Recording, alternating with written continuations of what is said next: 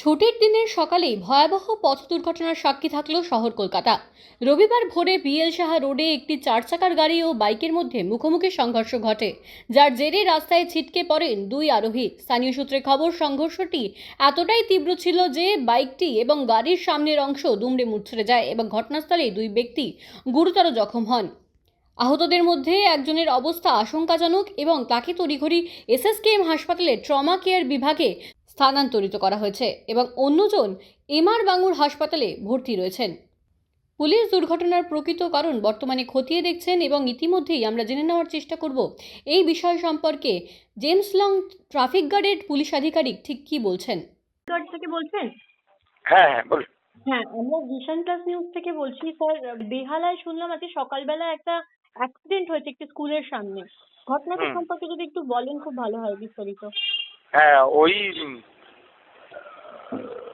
দাঁড়ান,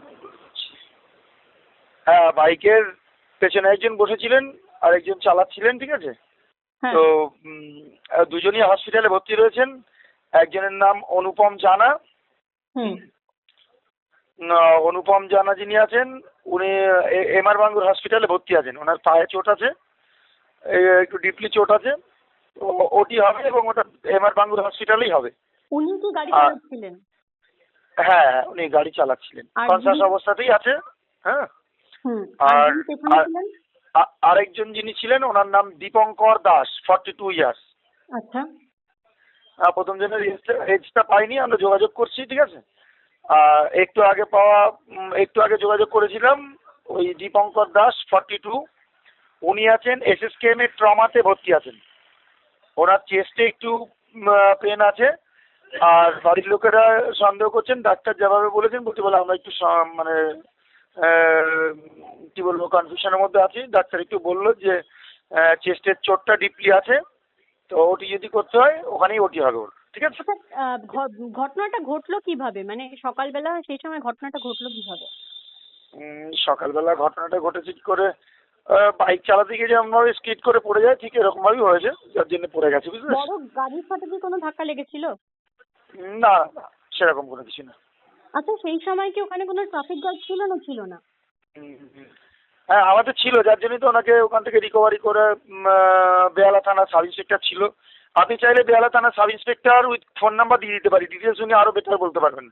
আচ্ছা। আমরা টোটাল, যেহেতু এটা ট্রাফিক ম্যাটার, আমরা ট্রাফিকটাকে দেখে ওনাদেরকে হসপিটালাইজড করিয়ে দিয়েছি।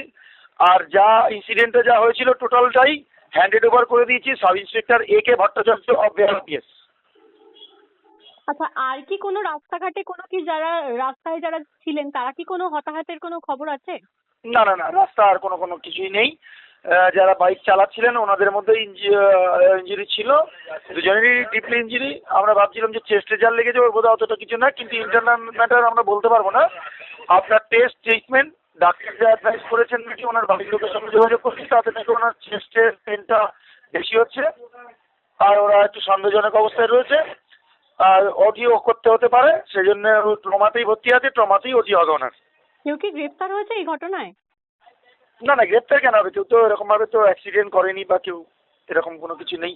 আপনি ডিটেলস বলে দেবো কি sub inspector AK Bhattacharya? Traffic line লঙ্ঘন করেছে এমন কি কোনো ঘটনা ঘটেছে যে ওনারা ট্রাফিক লাইন লঙ্ঘন করার ফলে এই ঘটনাটা ঘটেছে? না, সেটা আমাদের সকালবেলা যিনি অফিসার এটাকে চার্জে ছিলেন, ঠিক আছে, উনি সেরকম কোনো কিছু বলেননি। এবারে যে যাতায়াতের পথে দেখুন, চলার পথে তো প্রচুর গাড়ি চলে, চলার পথে একরকম হয়ে যেতে পারে, এরকম মানে আনফর্চুনেটলি হয়ে গেছে একটা ইনসিডেন্ট স্পিড করে আপনাদের গাড়ি চালানোর মাধ্যমেই। এরকম কোনো কিছু নেই। হ্যাঁ ম্যাডাম। হ্যাঁ, ধন্যবাদ। ওকে ওকে।